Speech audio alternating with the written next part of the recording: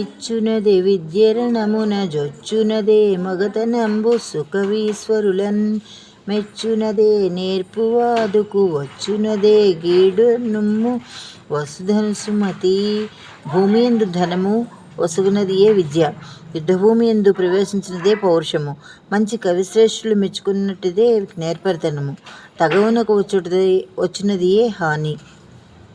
ఇమ్ముగ జదువని నోరును అమ్మాయని పిలిచి ఎన్న మడుగని నోరున్ దమ్ముల బిలువని నోరును గుమ్మరిమను ద్రవ్వినట్టి గుంటర సుమతి. ఇంపుగా పఠింపని నోరును, అమ్మాయిని పిలిచి అన్నం అడగని నోరును, తమ్ములను పిలువని నోరును, కుమ్మరివాడు మన్ను తవ్విన గోయి సుమా.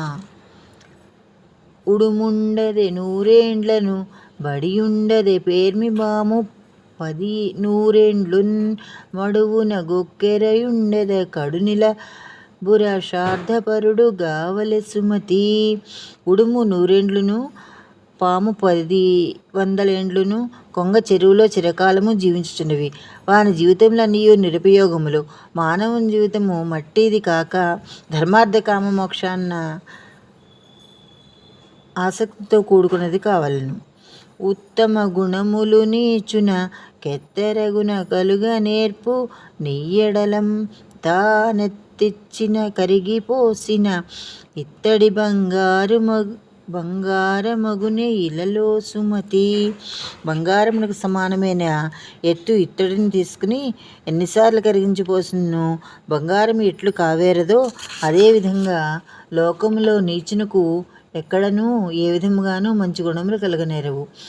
ఉదకము ద్రావెడు హయమును మదమును పొంగుచుండు మత్తేభంబున్ మొదవుకడ ఉన్న వృషభము జదువనియా నీచు కడకు జనకుర సుమతి.